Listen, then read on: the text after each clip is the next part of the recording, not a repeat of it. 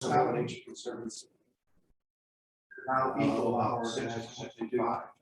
Perhaps like that, or the just April next time. Yeah. Yeah, there was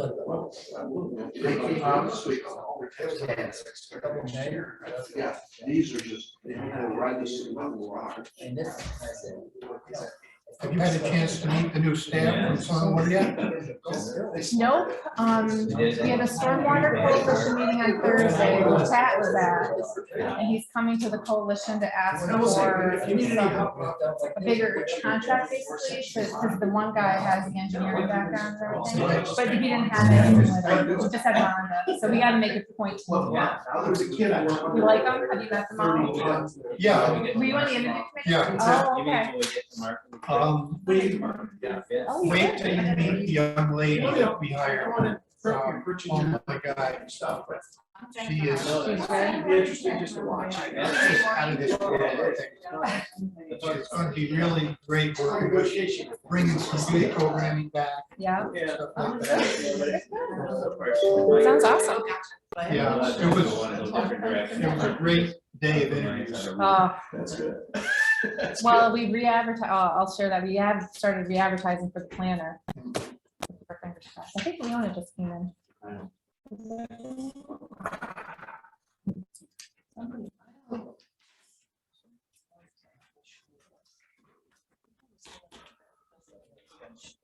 Okay, I'll tell Jim. But I have a question I want to ask one. Okay. I don't see Paul. No, Paul's not here. I know. we're trying to figure that out. Right, see, it was about it, but-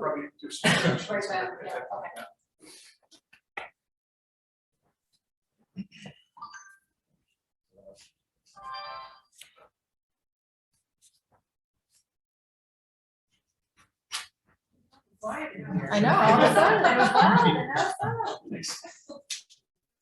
Those things are precious. It won't for long. Now that you're retired. Yes.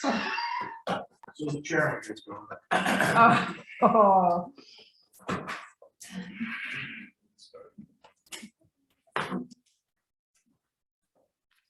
Oh, Fiona and Roger should be here, so I thought Fiona walked in, but maybe she went right to the restroom. I sat with you up at Tailwater. Oh, yeah. Remember that? Yeah.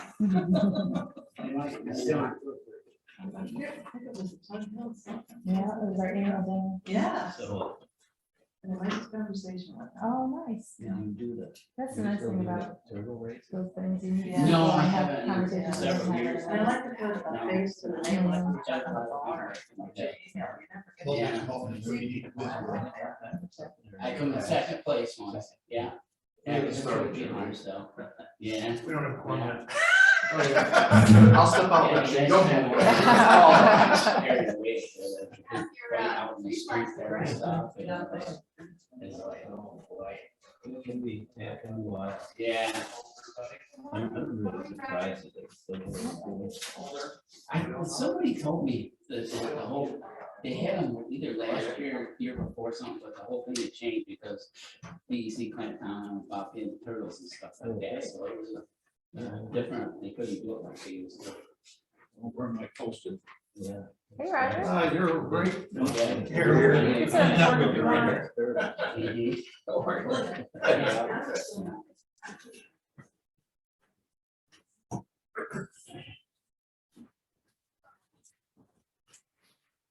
Mhm. Yeah.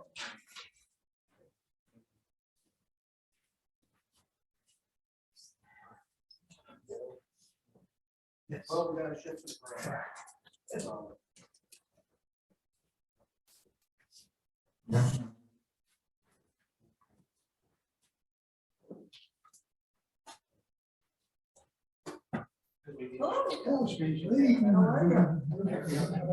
Well, you disappointed at a strange lady. I know. Oh, don't be. That's a compliment. Well, you keep the parents around, if you have, you know, but, Where do I belong? you know, there's a. How are you? Yeah, good. I think I changed that. all kinds, shapes and sizes, colors. I think one of our counselors, he said he was going to do a placement, maybe Yeah. in Dr. Box's. Oh, yeah, yeah.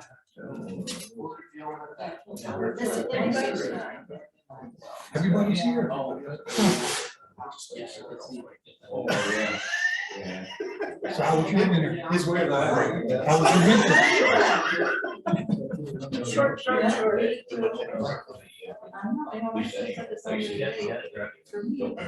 been thinking about that signing. Sure. Yeah, you were Randy, yeah.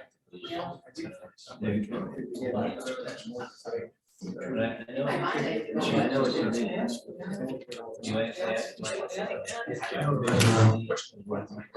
Oh, yeah. Oh, which is why I asked you. I'll register, I'll just make sure. I don't think so. Well, I don't know if you mean it. Like, I don't know if it's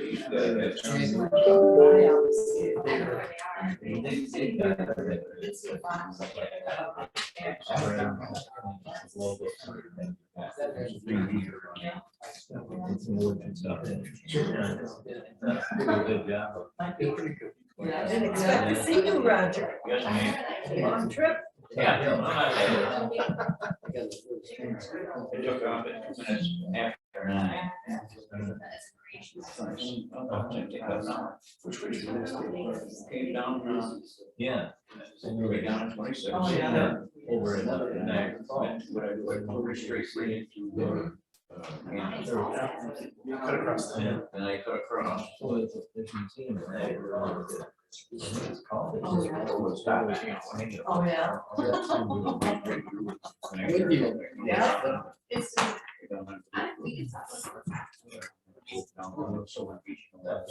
Right. It's gotta be some kind of really, It was an hour. It does happen. I will call the meeting to order. We do have a quorum here. Ladies and gentlemen, in your emails from Katie, you received both a proposed agenda and our meeting minutes from our January 24th meeting, which was a Zoom meeting here. Let's take the agenda first. Hopefully you all had an opportunity to review it. There's no questions on it. So I have a motion. Second. All those in favor? Aye. Okay, that's approved. I didn't hear you. Hi. Okay. Now I'm getting old. Okay. Excuse me, can you repeat that? Because I couldn't It hear. was Roger and Tom. Thank you. Should we speak louder? Well, and I can't see your faces. You're like little dots, so if you maybe just say, a good thing. Yeah, count your blessings, Gwen. no, it's not a good thing, but maybe if you can just identify yourself when you say first and second. That'd be great. Thank you. Well, this is Jan. We are. Nice. Also in your emails, you received the minutes from our January 24th meeting, which was a Zoom meeting. Any questions on that or comments? If not, do I have a motion? Motion. Second. All those in favor? Aye. That's Bill and unanimous. Okay. Bill and Mike. Bill and Mike. Or Mike and Bill. Phil, he was. Whatever works. Yeah. Whatever works here. I want to thank the Village of Cleveland for actually hosting our meeting today, our March monthly meeting of the Untitled Commission here. What I'd like to do is just go around the room, make some introductions here, and I know you have to leave, so we'll let you know I have an opportunity to speak also. So I'm Jan McDowell, I'm chairman of the commission, and I live in Montague, New York. Leona Chernowski, I'm a commissioner from Jefferson County, Town of Lorraine. Tom Boxberger from Town of Watertown, Jefferson County. We'll go this way. Oh, Bob McNamara, kind of Constantia. Charlie Gibbs, I'm from the town of Constantia. I'm a president of North Shore Sportsmen's Association, member of Oswego County Federation of Sportsmen's Clubs, Fish and Wildlife Management Board representative for Oswego County also. Thanks for coming. Jennifer Harville. Lorraine Tanner, Mayor of the Village of Cleveland. Jim Burtis, Town of Parish Supervisor. Katie Malinowski, Executive Director of the Commission. Bill Scriber, commission member, Parish and Seward County. Mike here, the commission member, Seward County and Town River. Roger Majeco, Commissioner, Town of Turin. We have limited time. Yeah, I wanted to know if I could get any information or any guidance on ARB&Ds.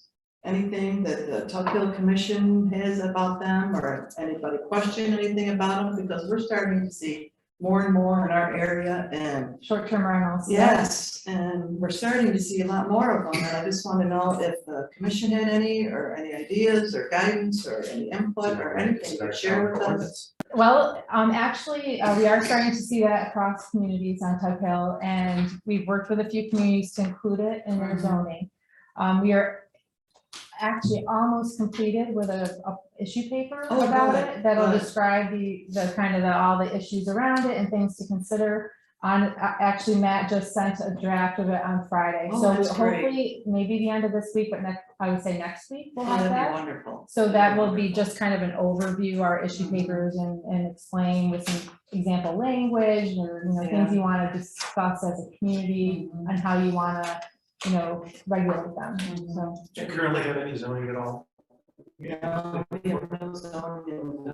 Well, if you go to the Town of Parish website, and you pull up Town of Parish zoning ordinance, which is new, you'll see that is included in our ordinance. Oh, is it? Because Matt helped us when we redid our, in fact, prior to him being supervisor, he's also the enforcement officer. That's one of the things we addressed, right?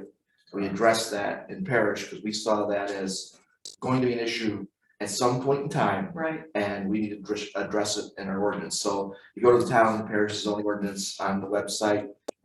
Paul has the newest ordinance there. Click on it, and we actually have a section for that. Okay, thanks. You also might want to contact the town of Lyme in Jefferson County. Town of Lyme? Lyme, Lyme. Lyme, okay.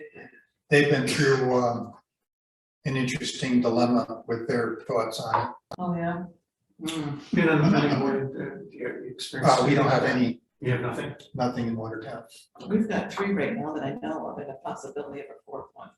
So that's why I'm really. yeah, I mean, being a lakeshore community, I can see where you're probably more likely to have them, but they're all over Tug Hill for snowmobiling or hunting, it's pretty ubiquitous these Right, days. So it is right. something where, people are There's trying some to in deal with. Osceola. Yeah. There's a couple places in Osceola. Yeah, You have a well, they were bed tax happening in Parish, and that's why we addressed it in our last ordinance revision. Because Matt came up with some ideas from Tug Hill, and when we did it last year, it was, right? Yes. Last year, we codified it, we added those in the ordinance. I mean, they're not super restrictive, but they are, I think, It's a start. yes, it's Yeah. something. It's Yeah, that's better what we're than looking for, just a start. It gives the zoning enforcement officer something to work with, opposed to having nothing. Something, yeah. Do you have a bed tax ordinance with you? Huh? You have a bed tax there?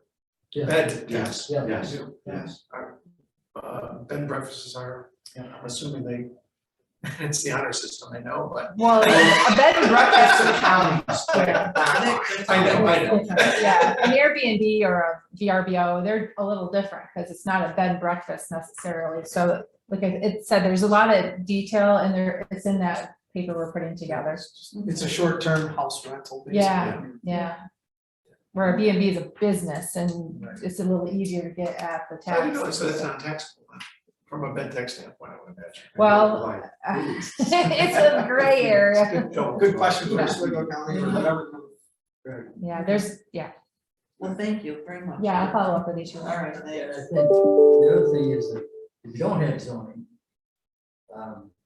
you start passing local laws, really, you gotta have zoning to have a basis. I know. And stuff like that. Having just done, about 2 years ago through my own town, which zoning was, a lot of people wanted it, but a lot of people didn't want it. Yeah. And, because of issues happening around the town, we did that last year, we had to have a master plan, which was done many years ago. And that's the first step. Yeah, I know. Yeah, we've been talking about that. So, there's some pretty good staff people who do help you do that. Oh, okay. Well, I always look at zoning, it's not a restriction, it's a guarantee of individual rights. Yes, it is. Because as Justice Warrenberger said, your rights end at the point of my nose. If somebody does something against your property, you have no recourse Right. if you do not have zoning. So people look at it as a restriction, actually it's not, it's a set of rules other people can't infringe Right. on your right to own your property in a fair, free manner. Mhm. So I mean, I think the argument people try to make is a negative one. In Parish back in the 60s, we made the opposite argument. It was actually something Yes. to help landowners, so they had, I mean, it's the argument reversed, but it's actually the reality and the truth of the argument. Mhm. Because you don't make people say, well, I don't want a pig farm next to me. Well, fine, that, but if you don't even, and I hate to use that as an example, okay, a nuclear power plant next to me or something like that. But zoning is a way that involves the community. Actually, the community designs zoning ordinances to act as a way to protect each individual right to exist in the town. Right. Certain areas allow certain, Right. Yeah, and what I Vast might think is investment. acceptable might be totally different, even the same thing might be different from. But you start with a comp plan. Yeah. It's so old. Oh, yeah. Yeah, it's in place, but it's- And then that zoning, and then you like, so, Mhm, mhm. it's, Cool. like Bill just said, it's really for the protection of everybody and. Right. And then some common things like, setbacks and stuff like that, so Mhm. everybody's protected, for example, especially with septics and stuff like that, so. Yeah, uh, yeah. So everybody has a fair shot at it, so like that, so yeah, it's Mhm. important. Yes. Thank you very much. That's all I've got time for right now, but I'm When are you getting Joining this? What was that? Gwen, are you getting this? You look a little questioning. Gwen, You're muted, Gwen. can you hear us? I can. Yes, I did get the conversation. Okay, good, thanks. Well, thank you. Thank you. Bye, nice meeting everybody, and I'll see you around, I'm sure. Folks, next month, we're coming up on our 31st local government conference. It's going to be at Turning Stone. The date's, of course, April 19th. We will have, on the 18th, we will have our combination, both commission meeting, which will be in Silver Beach. And what's the time on that? 3:30, a Okay. half an hour before we had scheduled, because we need to be out of there for 5, because they have something going on at 6. Okay, so 3:30 is a little bit than our traditional start time. Mhm. And then we will have, immediately after, we'll go to Turning Stone and we'll have the speakers dinner. Dinner. Yep. And then we'll roll right into the government conference on Tuesday. You could probably give us an update on when I will. you get to the Mhm. executive room, where we are on registrations and that type of Yes. thing. With that, in our January meeting, we decided it was time to do a appraisal of Katie for our executive director position, and we set up a committee. And on that committee was Bill, Roger, and Mike. And what I'd like to do, I think we sent, the last appraisal that I did, kind of the template that I did for Katie. And if you didn't get it, I can make copies and I can give it to you before you leave. But what I'd like to do, you didn't get it? No. Okay. Oh, I'll make copies before you leave. Take a look. Okay. I have email. You have that. I'm pretty sure I emailed it to everybody, but it was a while. I am with it. I'm gonna make copies for you. Well, actually, what we want to do is kind of review this, and what I hope to do is set up, if this would work, is a Zoom meeting, and I'm hoping a week from today. I know you're all busy. I just wanted to see what kind of schedule you guys had. It's probably not going to take a long time, but I want you to kind of review it. Put your own thoughts together with it. Take a look at what I did in the past here, so we can improve on it. And then we can have a little discussion on next Monday. I just want to see what your schedules might be for a Zoom meeting. Maybe one. Did we approve the minutes? Next Monday. Like Thursday. Yes. 20. Today's the 21st, so 28th. I get training, you got training all day. just about, yeah. How about I'll Tuesday? I'll check through, but yeah, I get the time on the training, but it's 2-3 hour training. Okay. I'm the flood manager town. It's in the morning, your training, or? All right, so there's still It's kind of an on the open calendar, window, there's still an but- open window for that Monday that we say. We can do it in the afternoon, I don't know, Bill, you're still working. Well, yes, my wife would prefer I still work, yeah. And I'm Which is available basically after 3 p.m. on Monday or on Monday morning. So, either afternoon or morning is fine for me. okay, So let me check my time, Don't make any difference to me. okay, without being at my office. I'll be in touch with you, and then what we'll do is we'll send out an invite for So Zoom. I'm gonna leave the date other than that. Perfect, okay, Whatever plan you come up with, I'll be there. okay, perfect. All right, let's shoot for that, and I'll then bet you Jen our planning. didn't get any of that. It's okay. Our plan is that we can actually have a sit down, where we have some downtime, if there is such a thing, at the leadership conference in Turnerstown. We'll take a few minutes and we can sit with King as a group, kind of go through that. So that's the goal. Okay, what's next? We do have a, through redistricting, we are kind of analyzing what has happened, what will be happening here under the new Assembly and Senate districts here in New York State. And just a quick kind of a look at what we've got. It looks like our New York State Senate districts, not gonna be much change. You've got the new 49 and the new 50. The 49 is currently Griffo.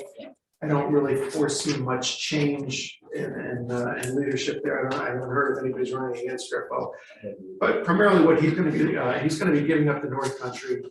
And he's going to be, he does not have Utica, which really surprised me, but he does have Rome. And he'll be going from pretty much Rome, some of northern Oneida County, and he'll be going all the way west through Oswego County, up through Boylston and Redfield. So that's a little bit new. You'll be seeing probably Griffo. We don't have him anymore. No. So you'll probably be seeing Griffo. I don't, never say never, but you'll probably see Griffo and then the 49th. The 50th is going to be a little bit different here. The 50th was, for the most part, encompassed some of Richie's territory and Griffo, and it looks like Richie, of course, is retiring. So we're going to be looking at, I'm hearing right now, so far we got, what's his name there from? Mark Walzek. Walzek is running on the Republican ticket, and that'll be picking up, of course, most of Lewis County. So, and it looks like some of eastern Jefferson County, including Watertown, Rutland, Champion. So that's going to be some changes there.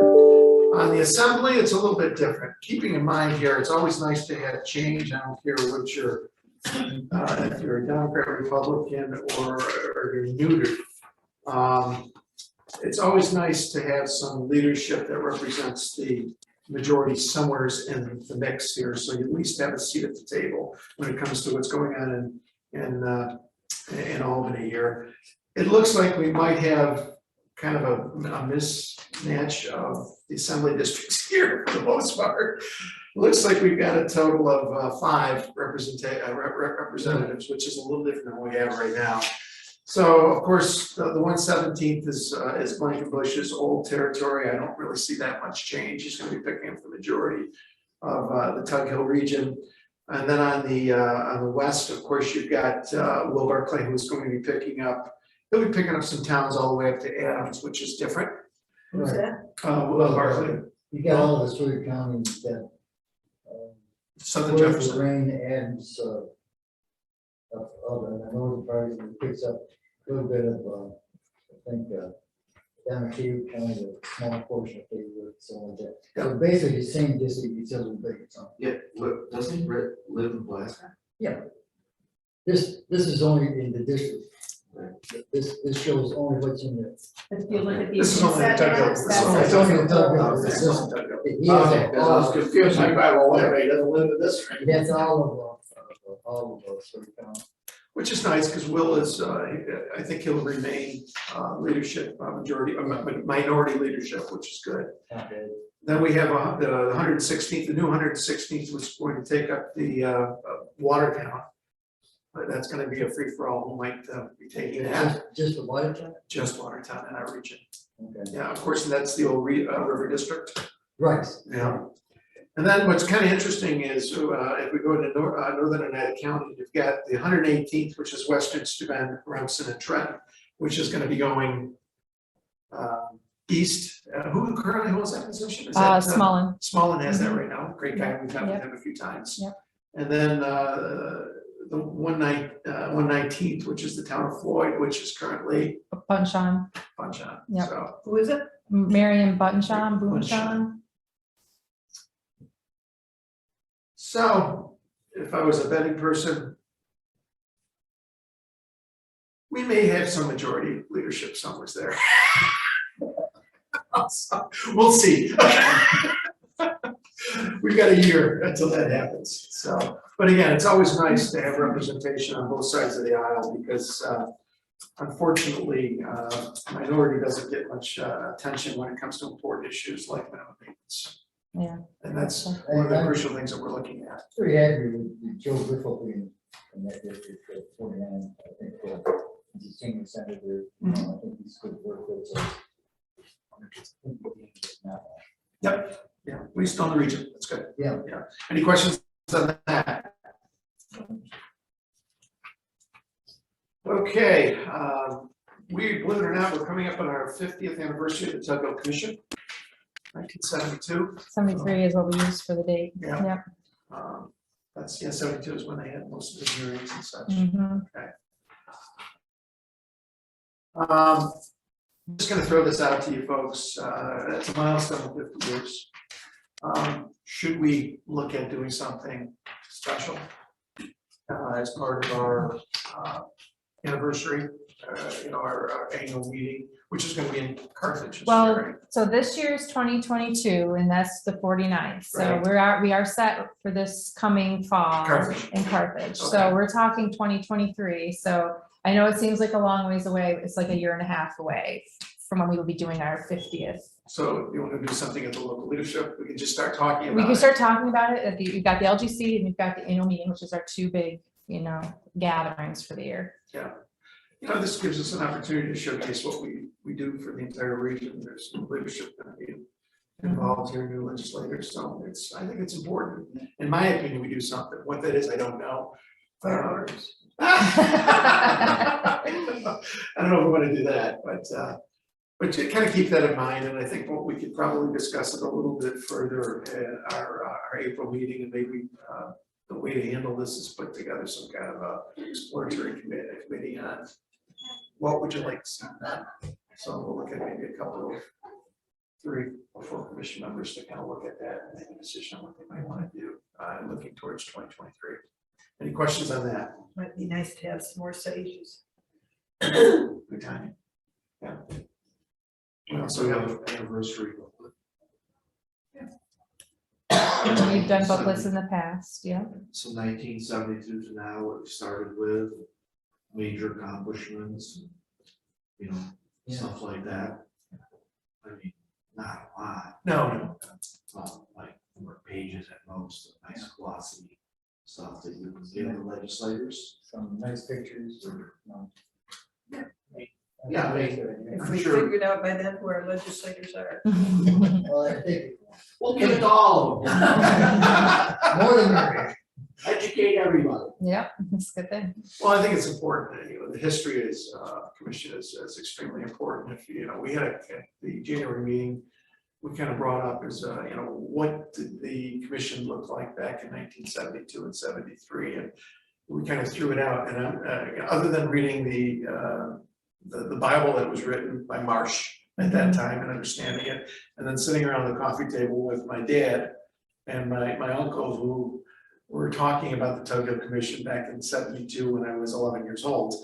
So, the memories that went back, and we kind of questioned, how did it all start? And the only thing I can remember was there was just core towns on Tug Hill got together and formed the cooperative Tug Hill planning board.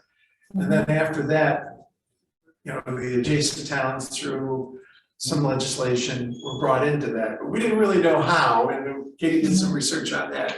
Now at least we know how. I could say truly that the start was a little bumpy. Oh, absolutely. Yeah, there was some animosity from all the towns that reported it. Yeah.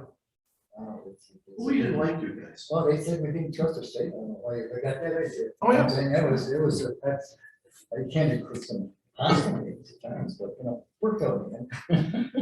You know, it was a lot of, we supervisors, got a supervisor in 79. Just a little bit after Tug Hill started. Yeah. There was a little bit of territorial, Yeah.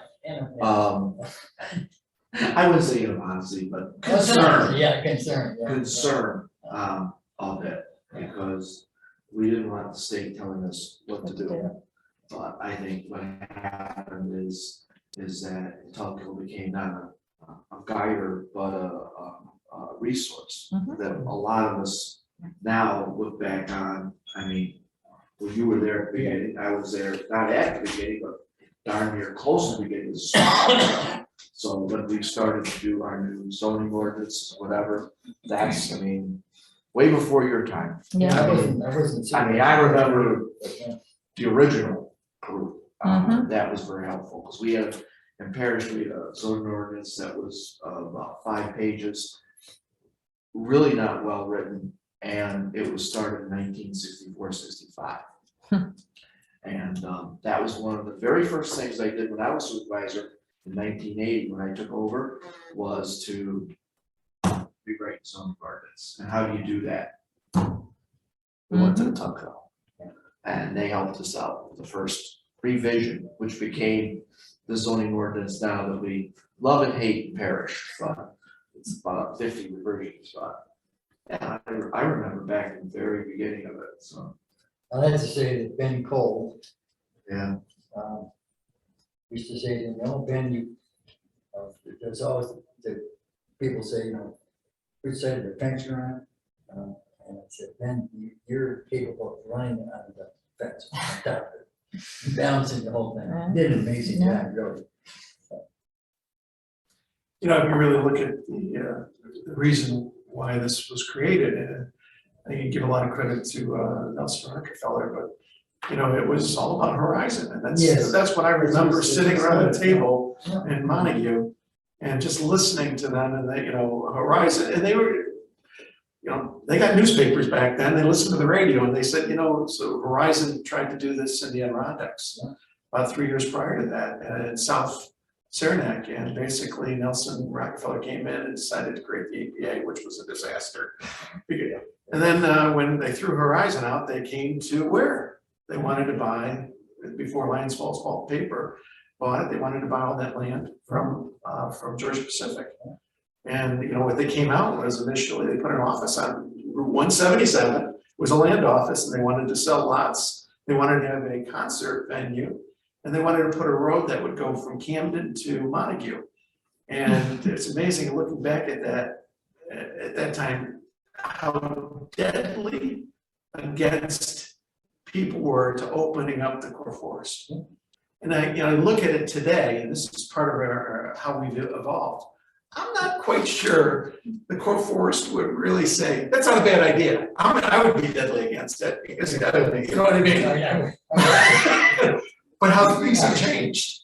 Things have changed. So, and the nice thing about it is, of course, Rockefeller learned with the debacle of the APA. He says we have to have really a non-legislative group that comes together. And perhaps the attack through the leadership of Ben Cole is that we look at it where each town decides on their own future and maybe create some zoning laws and subdivision laws. And that's how I really got started here. So I remember there was a lot of bitterness towards the Tug Hill Commission at that time. Because nobody knew exactly what was going to do. Right. And there was very little trust. We had public turnout. Oh, you're right. Yeah. So Taylor, one of our new staff, has been doing some more research on these historical newspapers, and we've got some more that I can share with you. It's probably better to share it on the computer because there's a lot of links. But she's also come across these articles by Tug Hill Charlie from up in Redfield. Does anybody know who Tug Hill Charlie was? All I can say, unique individual, very unique individual. Okay. Yeah, he was. His name was Gardley Elkin. Yes, Gardley. Gardley? Gardley Elkin. Gardley Elkin. Yep. Yeah, he lived on or 47. 47, 47, yeah. Okay, Unique and. very interesting articles. Oh, yeah, you wrote good articles. I can share them with you. And to me, it was strange after the commission got going. We had a commissioner that did not believe in circuit riders. He absolutely was opposed to that. He didn't think that we needed any circuit riders. People could call Albany and find out anything they wanted to. They didn't need circuit riders. Fran was, my brother Fran was, really happy too. Who? My brother Fran. Graham was on the planning board, I think, And right? Fran, yeah, he was. Yeah. A big supporter of it. So a little bit of history here. Yeah, definitely. Katie? Okay, well, we're gonna touch on some of that again here in my executive director's report, but a few administrative items first. As I sent on the email yesterday, remote meetings have been extended again by the governor through April 15th at this point in time.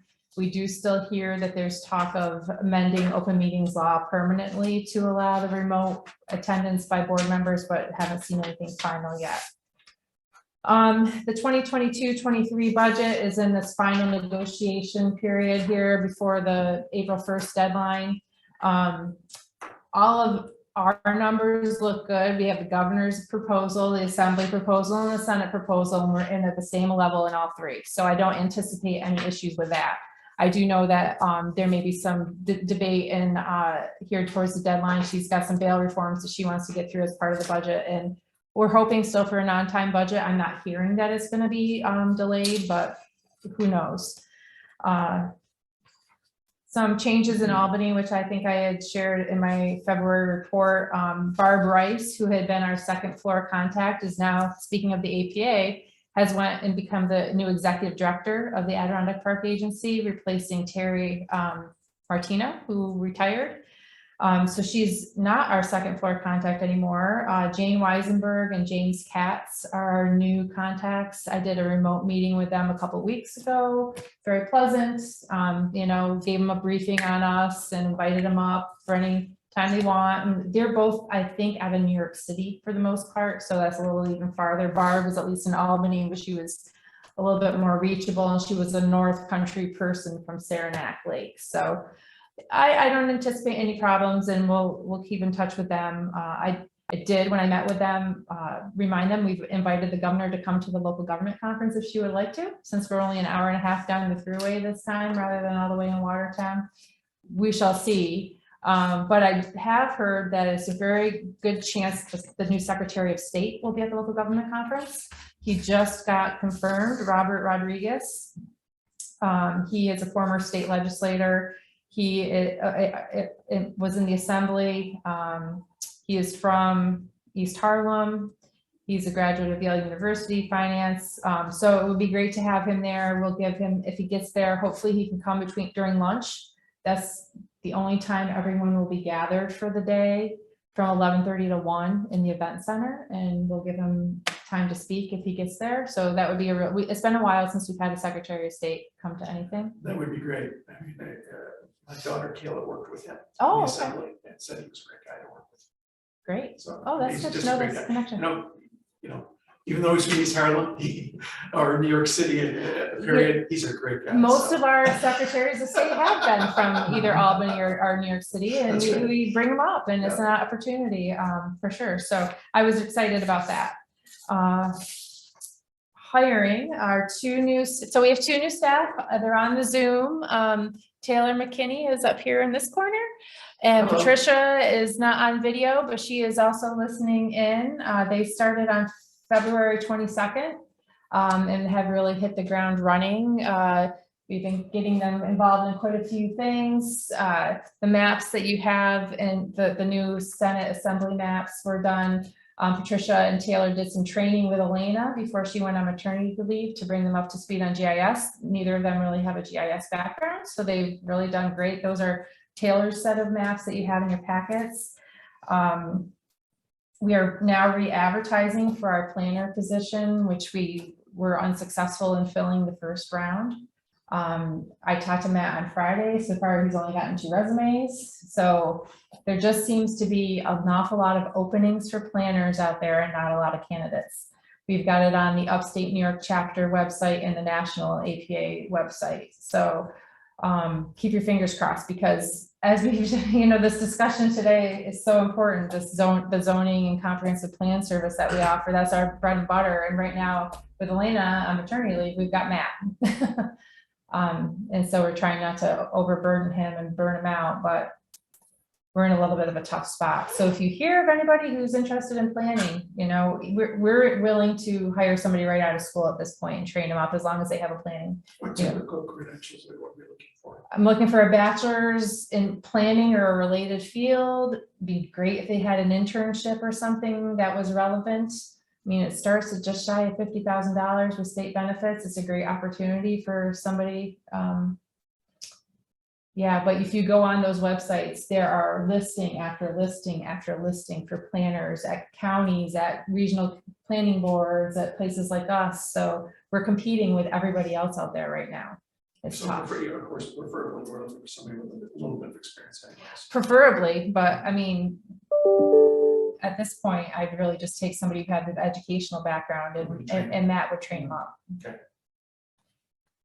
Elena is on maternity leave. She had her baby girl the day before her due date, and everyone is well as far as we know, and she won't be back till the beginning of August. So we'll miss her while she's gone, but very happy for her and her husband. Richland, interest in joining the region. We had talked about this in January. There have been some more conversations about it. I did touch base with Will's office. I don't believe there's any kind of legislation pending at this point in time. But we did do some more historical research, and there's a couple of them printed out in your packet if you'd like to read them. And I have more, and I will send them to you on email. Taylor has been doing some digging. She found some articles that referenced an assembly bill that was in at the time. We just got the bill jacket for that assembly bill Thursday or Friday. It's all very interesting, and it really just seems that Richland and Sandy Creek were in at the beginning, and then they got pulled out because of the St. Lawrence Eastern Ontario Commission happening. And it sounds like there was a little bit of a tug of war on which way they were going to go, but they ended up with SLEOC at the beginning. That didn't really pan out to be very much. No. That, I think that also was a regulatory commission. It was regulatory. Yep. There was a delay in commission. Yes. They served to delay every project. Yeah, I was talking That's to my local opinion. Barb at the time, and they delayed him doing the campground up in Jefferson County like 3 years. So, yeah. And so, I don't know, Katie, but we've had down Sand Creek come to our meetings before, and that's, of course, we've got the legislation that we changed in order to do that, and we have to also increase our staff. So, now, I'm not saying it's a bad idea, because I think it's a good idea. Yeah, definitely. It would be, bring in the lake shore, which is a whole set of different issues than we deal with typically. In 5 communities, it's not just the towns, you get the 3 villages within them. So it would definitely need a circuit rider of its own and at least one person in Watertown to support the additional demand, which is staff that we are having a hard time finding already and money. We do have a new IT company we've contracted with. Our previous IT consultant is not doing it anymore, so we were without an IT backup for about 3 months. We've got ACC Technologies. They are out of Syracuse, but they have an Adams person, so they're within reach, and a lot of other organizations in the Watertown area use them. They're going to be onboarding us next week, going through all our systems. We've seen an uptick in spam type emails, which, you've been hearing a lot in the news with the Ukraine-Russia thing, and there's a lot of cyber activity, and it does make me very nervous. All of our stuff is backed up to the cloud, but there's probably other things we should be doing, and we're excited to have them on board. They're going to do a thorough review of everything and make some recommendations. It will be a little more expensive than we were doing before with our consultant that we were just kind of using on an hourly basis, but I think it's well worth the money. Because without our computers and our files, we are pretty much out of business. So carpeting and painting is now complete in the office, so the next time you're in, it looks very nice, everything's clean, the 30, 40-year-old carpet's all ripped out, new stuff, new paint, just, it's nice. A couple questions, I know we're not in next year's budget yet, we will be in April, but just want to mention now about the possibility of extending Laird Petrie's contract with us to provide the municipal budgeting, financing support. He's enjoying it. I saw him in Redfield a couple of weeks ago. The demand hasn't been quite where he thought it would be out of the gate, but now that people are realizing he's available, he's getting more and more asks. So we had budgeted 5,000 in this year. We're not going to come close to that, maybe half of that for this year. I'm sure Parrish can use himself. Well, you've only got 2 weeks left of this fiscal year, but what I'm saying is I think it would be great to extend his contract next year, probably for the same amount to start and see how it goes. So that's something to consider. You can approve it formally maybe next when we know when the budget's passed, we can pass that next week or month. Now that he's retired, is he going to be a speaker? Yes, he is speaking 2 sessions at the local government conference. So how to prepare for and conduct an audit? Yes, that is one of them, yes. He's helping out Redfield, I know, Tanya Yurden, you all know, passed away. She did a lot in that town, including their payroll, left a big hole in many ways. I know Laird was going up there to help sort things out. You know, it's great to have somebody with that kind of expertise that we can just call in and it doesn't put demand on staff. And we really don't have that level of expertise on accounting on staff. His expertise is, you can't even put a value on it. Yeah. Okay. And he's a great guy to work with. I know he's worked on the frame up in Osceola. Many issues they've had up there, got that straightened out.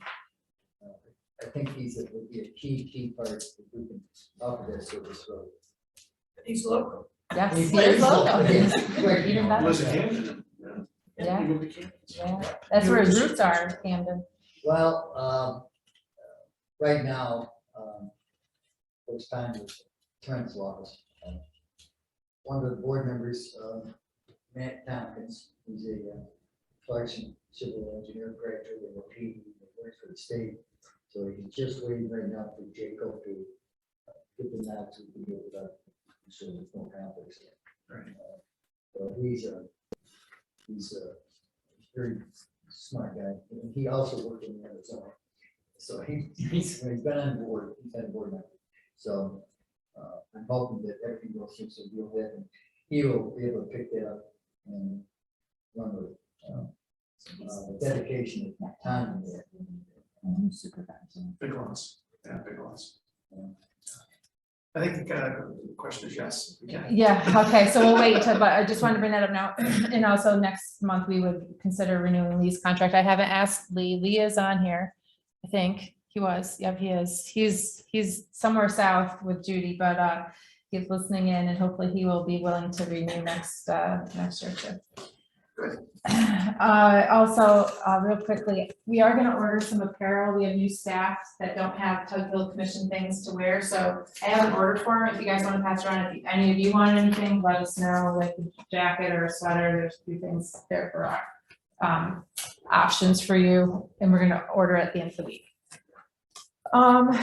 A couple of regional projects I wanted to mention. We already talked about the LGC, the Secretary of State. Our numbers as of Friday, we had 461 people in the registration system. That does not include the speakers. Friday was the regular registration deadline postmark. So we expect we'll get 50 or so at least this week. So we'll hit our 500 goal, which was what we were figuring. Now that we're COVID's still kind of hanging out there, we're in a new location. We were shooting for 500. So we're going to be in good shape that way. And yeah, that's pretty much the LGC. It's just going to get very busy in the office between now and April 19th with programs and finalizing and name tags, and it just gets really nuts. So Are you all set with, it's one thing going from State Street to Jefferson Community College, now going from State Street down to Corona, New York. Yeah. How are you managing that logistics? Most of us are spending the night. So most staff are going to be spending the night right at Turning Stone, just so we're not driving all over. Many people will be going down Monday early to help set up. be at the commission meeting, be at the dinner the night before. So it's gonna be a little bit of a pain, but there are things that we had to do in Watertown that we're not having to do at Turning Stone, like we aren't going to party rentals and making sure like chairs get delivered, you know what I mean? Because they have everything there. So there are some things that are simpler at Turning Stone. It'll be fine.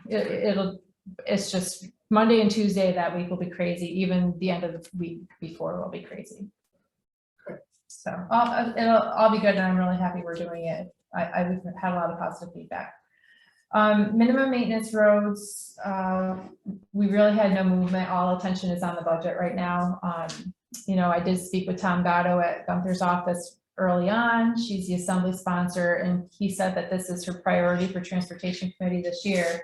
But I haven't really been able to speak with him since. He's been very unavailable, I'm assuming because of budget. And the whole redistricting took a lot of energy and time down in Albany. So once we get by April 1, I'll start trying to get, you know, knock on doors. And they have opened the legislative office building. That was closed until very recently. So I'll go down and meet if I need to. There's still a lot of conversation about roads in Lewis County.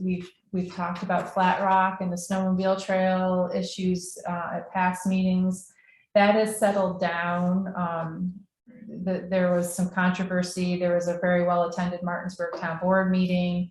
I think all the parties have just kind of step back and say, okay, let's think about what we're doing with Flat Rock. Does a wind farm really want to have this paved? Do they really want to, you know, upset the apple cart with snowmobiling?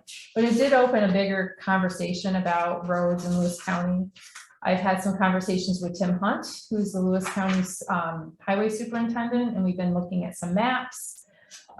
You know, a lot of the snowmobile trails and ATV trails are on town roads, minimum maintenance in many cases.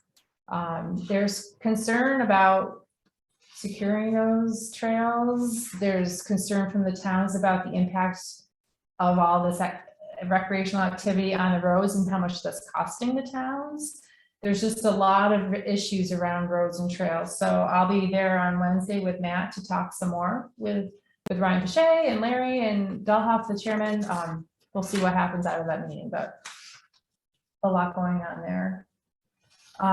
Recreation guide reprint, you approved $10,000 out of this fiscal year to reprint the rec guide. We're all out of copies. However, there's a huge paper shortage.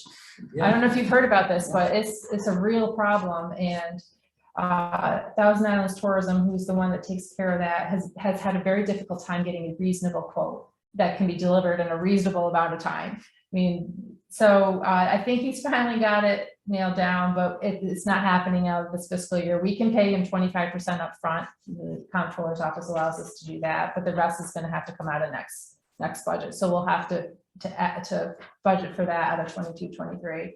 But I will say that Oswego County was in Saratoga this last weekend at a show where they have a booth and they're giving out their guides. They said the Tug Hill guide was flying off the shelves. It seemed to be a buzzword down there. Like everybody wanted it.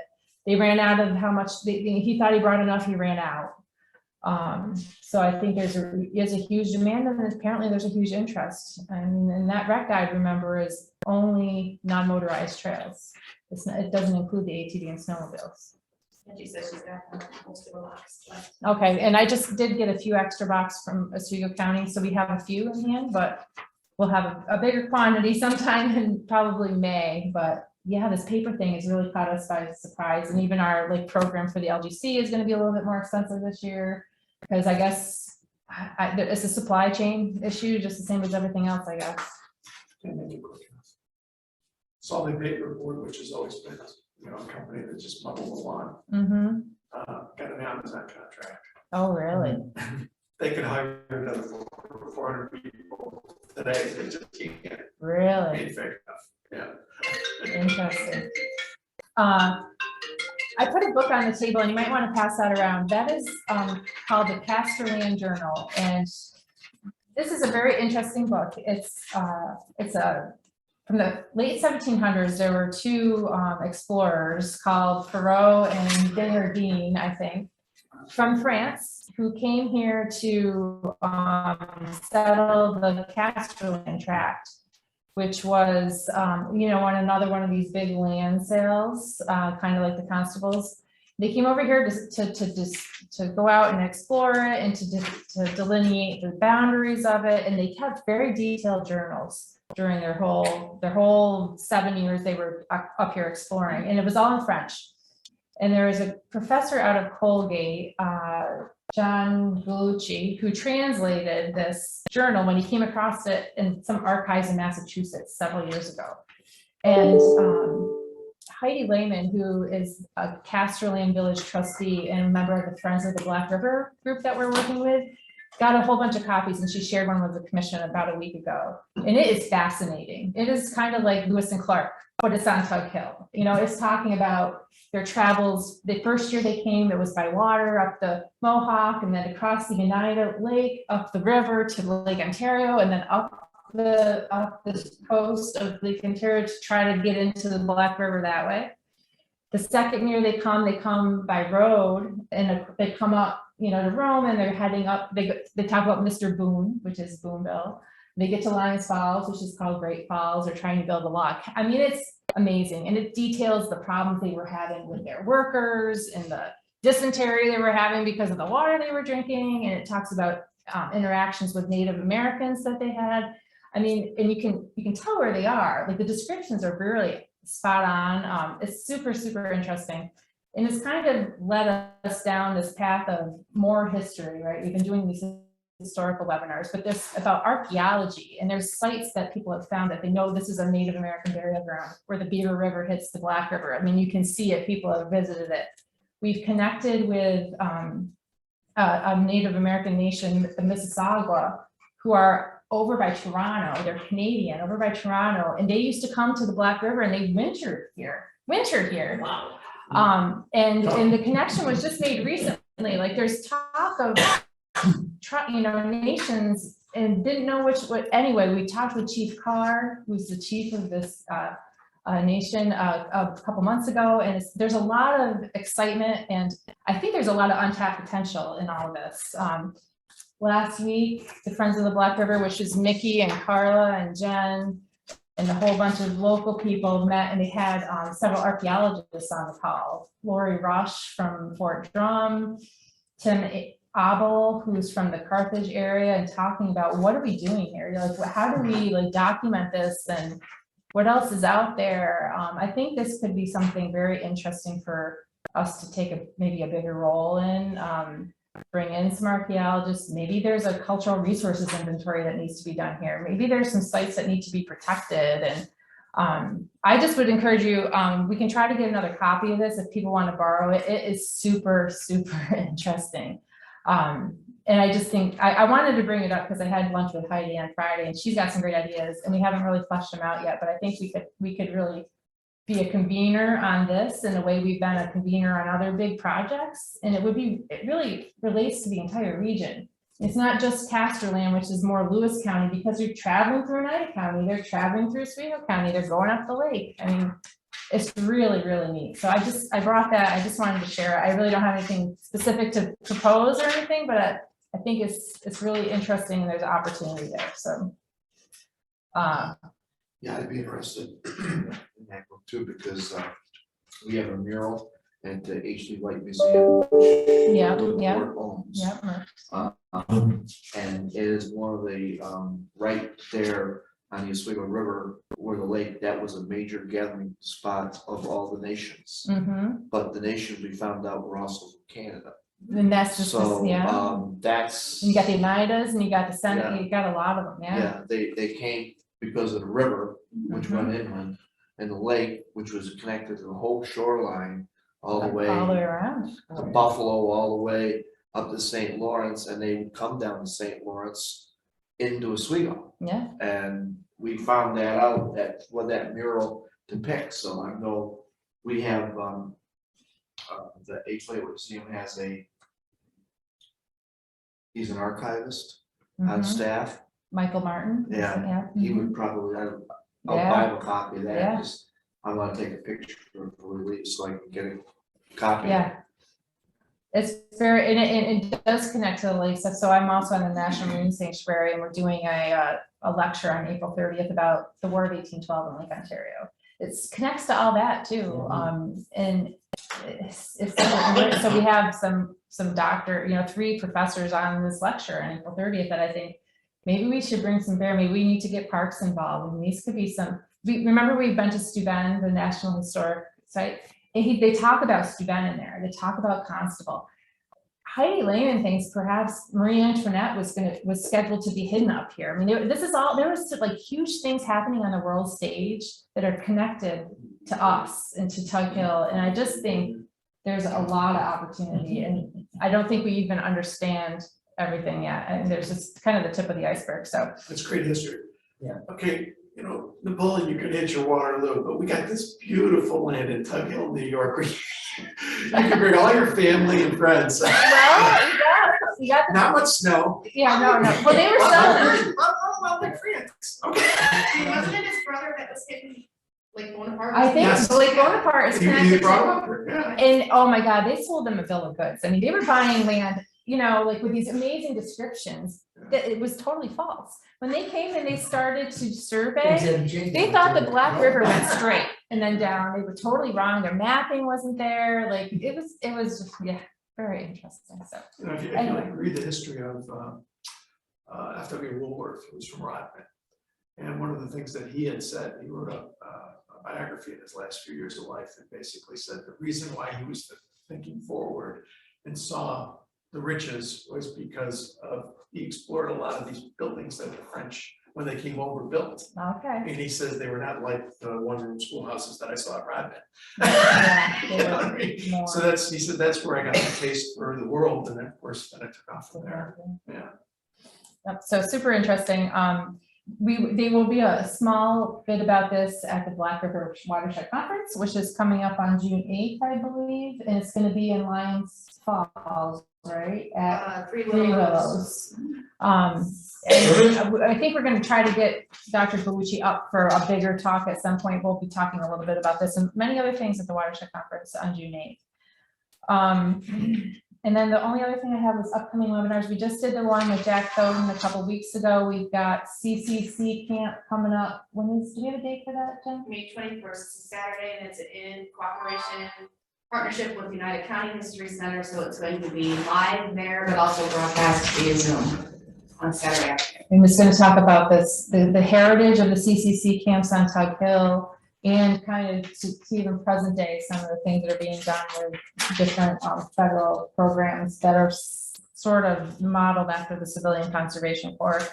And we've got a few other ones kind of percolating, but nothing else settled yet. LGC has been taking up a lot of time. So, any questions for me? Okay, Yeah. could you tell us who's with us virtually? Oh yeah, sure.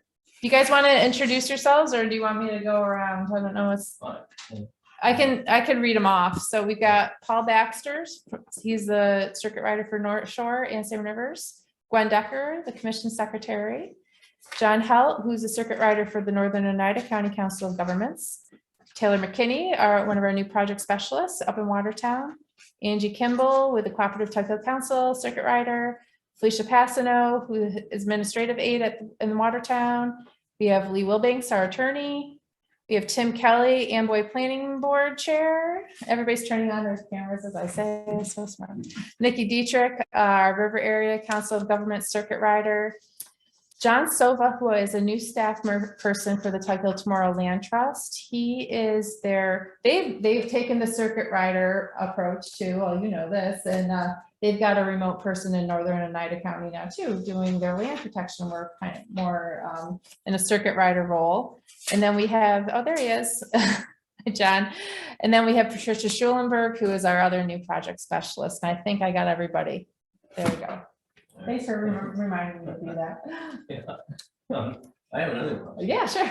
Are there gonna be any revisions to the rec guide when you reprint it? Nothing major, but if you have something in mind, you can talk to me about it. Well, we The got a couple traverse. extensions to the trail that it would be great to get in there.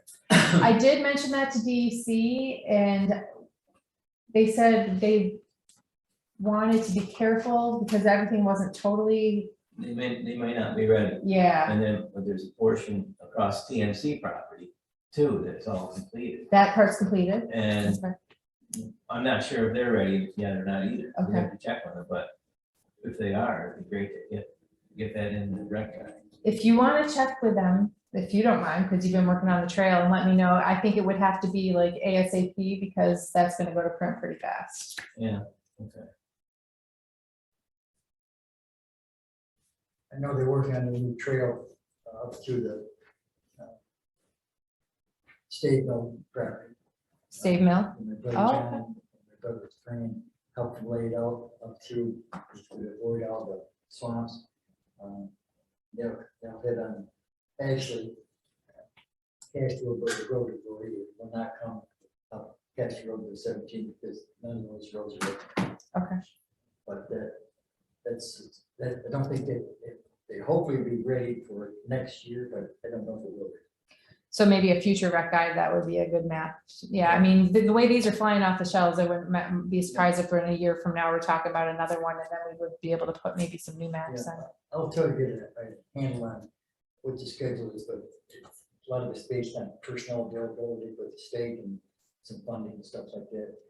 The trail itself has been kind of laid out, but it's not clear and ready for operation. Okay. What kind of trail is that? Some of it. There's no four-wheel trails. And that'd be hiking, in the Walk, off. hiking, and stuff like that. Yeah.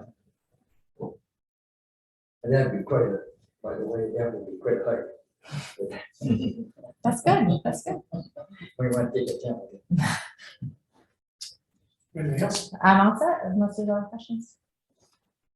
Paul, do you want to lead the council of government report? I saw Paul there. Yep. Sure. I had to unmute myself there quickly. How are you today? Good to see you all. I wish I were there. I'm not quite 100% today, so I figured I would zoom in rather than attend in person, but I'm happy to see you in Cleveland. The building you're in is kind of a tribute to local communities working to do the best for their community. The village hall you're in is a former commercial building that a former mayor took the lead in getting renovated for their purpose. They took a look at a lot of options, including new construction, and this looked like the most affordable option, and it's worked out well for them. So it was a good example of Tug Hill initiative. Lots going on in the North Shore and Salmon Rivers area. We have a couple new supervisors who have been making things a little busier, as new supervisors always do. One of the things that new supervisors are always good for is taking a fresh look at things and asking questions, and that's always a good and healthy thing. So I'd like to say that both the new supervisors I'm working with are doing real well, and I've very much enjoyed working with them. Overall, a trend that I guess I'd like to point out that we probably need to be on top of is throughout the area, there seems to be an increased interest in cybersecurity. And I can put that down to a couple things. First is a lot of our municipalities are with NYMER, and NYMER has asked our communities about what they are planning on doing, and they're offering cybersecurity coverage, which involves a questionnaire. So that leads them to examine what they're doing along the lines of cybersecurity. But of course, the world environment and people talking about cybersecurity also drives overall interest. Other things going on, I've heard you mention Laird's name earlier, and I wanted to mention that Laird is, as completely expected, been very well received in the North Shore and Salmon Rivers area. And I think people are, if they haven't used as much of Laird's time as Laird has had available, I think it's because they're trying to be conscious of Laird's availability throughout the region and not wanting to monopolize them, because I can assure you that any number of my communities would love to have a lot more of Laird's time if it were available. So I will continue to mention that to them, that he is available and to make sure that they do keep him in mind to give them a hand when they need his kind of assistance. But yeah, Laird has been doing very well, and I'm very pleased if you continue to make his resources available to North Shore and Salmon Rivers and the rest of Tug Hill in the new fiscal year. Beyond that, Constantia continues to work on sewers. West Monroe has been working on getting a generator at the municipal building. That kind of ties into something that with the West Monroe and the generator at the municipal building. Everybody has been spending a fair amount of time on ARPA and trying to figure out how to approach that and what to do with the funding they have and what qualifies and what the paperwork's going to look like and so on. So ARPA has been something that has been on everybody's mind, and kind of tied in with emergency preparedness in general, which is kind of what West Monroe was thinking of when they were talking about a generator. So Orwell has had problems with water over the last couple of years, both with quantity sometimes in the summertime and with quality. They've had a nitrates problem, and they started doing some investigatory work last year, and right now the direction that's taking looks like it's going to be in the form of connecting Orwell to a external water supply from Richland in the former Schuller well fields, which has been producing abundant quantities of very high quality water. So so everybody's staying busy, and everybody is continuing to look forward to the 2022 local government conference in person. Interest has been strong, and everybody's keeping their fingers crossed that things continue to stay as they are, so that we can meet in person. And there continues to be, I'd say, a strong interest in some element of Zoom or remote participation as an ongoing part of our municipal meeting environment. It's been a helpful thing from time to time. It's probably a need that existed prior to the pandemic, but the pandemic kind of crystallized people's interest in it. All along, we've had people who couldn't attend meetings because of health or mobility issues, or perhaps because they may be out of town for a meeting that they might like to be able to attend, or sometimes because of weather considerations in the winter time. And Zoom has, or remote access more generically, has proven to be a useful adjunct to our normal way of presenting, making meetings available to the public and sometimes to the actual participants. So I see remote participation and remote access to meetings being a continued element in how we operate. That's all I have.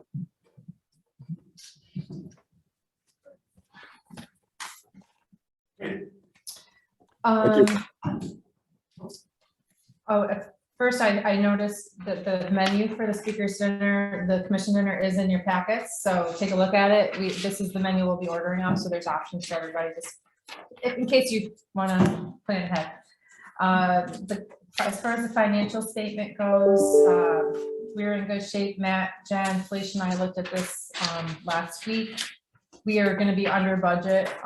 We are making some end of year purchases for necessary things, but we were hoping to have a planner on board these last few months, and we're not going to have that. So that's saving us some in salary that we had expected.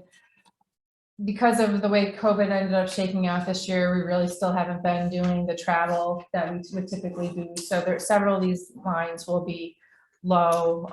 We did get all of our new laptops in, and for the most part, they've been working very, very well. So everybody has a new machine that can run all the Zoom applications and everything that we've been starting to use. So that's really a big step in the right direction that we took in this last year. I'd be happy to answer any questions that you might have.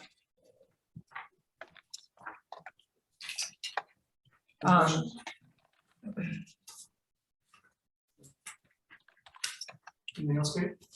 No, I just also noticed in the packet is a map, so, a map from Sylvan Beach to Turning Stone for April 19th. If you don't use, you're on board navigation. This seems to be the easiest way to get there is just to, shoot down 13 and cut over 31. There's a slightly shorter way, but there's a lot of turns involved, so this is kind of the simple way. When you get to Turning Stone, you can park in the parking garage for free. Just go in there. They do have free valet parking too, if you want to use that. I can't remember, you come in on the second floor. I think the restaurant we're eating at is on the first floor. I can send you some more details about that, or we can just meet in the parking garage and walk in together. We can check in if you're gonna All the way stay. down the main corridor by the main clock, go all the way down, turn left. It's on the left, right? on Yeah, the yeah, left, and it's about 65 yards to the left. yeah. So we could all just meet at the, once we all check into our rooms or whoever is checking in, we can walk down. Boy, Bill, you're breaking the table. I'm just, I'm, well, come on, Scotch tape, I mean. I was just taking. That was very good Scotch too. I'm unglued. That's all. I So just wanted to what point is it that out. we're doing in Sylvan Beach? We're doing the actual commission board meeting in Sylvan Beach. Out on the beach or? Well, if it's a nice day, we could. That sounds good to me. So is that the town of Sullivan or is that? No, it's the Village of Sylvan Beach. Village of Sylvan. Yep, in the municipal building there, which the address Sylvan is Beach. 808 Marina Drive in Sylvan Beach. Have we been there before? Yeah, years ago. Actually, I I think remember that's, where it I think is. when John was still the executive director, we were there. Yeah. No, I can start. Is that when we went over to the beach? Yes, we did. We had a retreat there. Yeah. Yeah, we ate right there in Sylvan Beach somewhere. Yeah, we did. Is it right? What was that? Before you go over the bridge on Silver Beach? Yeah. The park is on the right hand side. Yeah, the Before amusement that- park's on the right and it's off on the left-hand side somewhere, the municipal building. If you go over the bridge, you've gone too So- far. Okay, so it's to the left, cause the amusement center was Yeah. On the closed for right. like 3 years. On Yeah, the right, so the left. you go somewhere around, off there in the it's over left, there yeah, somewhere, okay. yeah. I mean, Sylvan Beach isn't that No, it's not. big, but and plug it into It your phone. actually sort of is when you get off the main rag, There are a lot of residential there's a areas, lot yeah. of Yeah. I know where Evans campgrounds. is, that's what I. Huh? Oh, Is it right on, 30? no, 13? it's not. It's off. It's on that Marina Drive. A Marina Drive. What time is it? It's at 3:30. What time? 3:30. 3:30. PM. So we can be out of there by 5. I figure, What it's date is this again, April what? April 18th. Well, you know. What are we doing? You're not coming, no way. It's on Monday. LGC is Tuesday, so just compact, go to the hotel and we'll all relax and you guys can roast me at my review and it'll all be good. Very good. Any public comment? I've got a little bit of a question there. Does anybody know the new group that bought the Mofus property? And I know they're gonna show up at the East Branch Yep. District Working Group, but that's not till October. Right? Yep. Is there any plans to meet them and talk to them? I Before that? called and I actually did an online meeting with the new forester for Blue Source Group. Her name is Katie Worthington. And their forester is Landvest and that's Jack, Where's she at? she is in North Carolina. They have holdings around, up and down the East Coast. Her name, white and blue, Katie Worthington, the company. Blue Source, yeah. Oh gosh, Jack, I can see his face. Jack Sanamore is the Landvest forester. He's in Loudon. So that's the local contact. That'll be the new Tim Burpo. The new Tim Burpo. It was a very pleasant conversation. They, are an investment group, but their focus is on carbon. So they're trying to take advantage of the new carbon markets that are, arising out of climate change and that kind of thing. So that's more their focus. It's not, they are going to still do harvesting, but it's not necessarily what they're gonna sell off the land in terms of logs. It's gonna be carbon credits and that kind of thing. I did give her your name and number because I told her about the Tug Hill Traverse Trail, and that I told her, I mean, she didn't seem to know a lot of, I mean, she knew there was an easement. Didn't know there was a recreation management plan. I told her about 480A and the controversy that caused this last year. She said that was good for her to know, that they did re-enroll in 480A because it's, you know, annual re-enrollment. But she would take a look at it this year, and I sent her our paper, which outlined the concerns that Fran and others had about the impact of municipal budgets. Yeah, they didn't know a lot. We told her about TNC, told her about the working group, invited them to come. You Yeah, got a lot to learn, huh? they have a lot to learn. Yeah. That's not. Well, it could be good. Yeah, but they were kind of open though. I mean, it wasn't, you know, it was a good conversation. Selling to anybody. It's a good thing that they're selling it to this company. You gotta look at Well, yeah, I it mean, positively. it was on the market for a long time. And, you know, with the easement on it, there wasn't a lot. What was that? Yeah, I was thinking maybe buying one for the library. Replanting? I don't know if they are. The Nature Conservancy is doing a lot of replanting.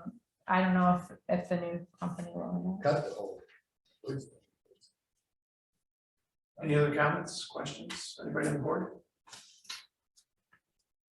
No, the only thing I thought would be interesting, make this case about, sorry, Kate, the marine sanctuary in Lake Ontario, long indication that's gonna be in place here this year, if it doesn't go there. I think that's a great thing. They still have a ship. So it is enough along the, I think the 21 through almost up there, I would say. I think it's gonna have a very positive impact on tourism and the county Swift. So in that case, working with that group a little bit, and so I'm pretty excited about it. It's 4 counties. It's Jefferson, it's Oswego, it's Cuba and Wayne, in the city of Oswego. Yep. And either the end of this year or maybe early 2023, depending. It's got a lot of federal hoops to jump through. They're in the rulemaking process right now. And they would be, you know, putting their proposed rule out for public comment. That'll be the next step. Anything else? Okay, we'll go through this a little slower because Tom, I don't think I really got it. So we're gonna be in Sylvan Beach. At our next meeting, Somewhere, somewhere. which will be the Is that 18th. on a right It could be, yes, but it's not. Lake right now. Ontario, It's go the other like way. street. No, don't say that. If we're gonna meet at 3:30, so if you're there at 10. Now, what you're are gonna the wait. hands are where at 3:30? We have the capability for Zoom if any. We will, yeah, I think that they have, yes, they do have good Wi-Fi in Sylvan Beach because they've been offering Zoom along. They have very bad acoustics though, so if you're on Zoom and you're trying to listen in Sylvan Beach, it's very hard to hear. Yeah, we don't want to go through another West Carthage. meeting. Yeah, that is terrible. Bill, you That's still- why, Bill, are you still there? that's why this laugh eliminated any ability for me to hear anything. It was just like, Right, your brother would like this. Yes, I'm sure we would, yeah. I'll see if I can get it for the library. And of course, right after, we're gonna be at Turning Stone at 6 o'clock for the dinner, and then the next day, it'll all be history with conference. Do I have a motion to adjourn? Second. All those in favor? Thanks for coming, thanks again to the village. And we're gonna have lunch at Good Golly, so back down towards 81. Anybody who wants to join us, you're more than welcome to be our guest. Very hard to find from here. I know. It's really the Basically only gotta go place straight. that's open on Mondays in this yeah, area. you gotta stop at some point too. And why? And that's, wasn't over. Is that what was that? No, it wasn't open. It's tough on Mondays. Goes out, it goes out. What was that? No,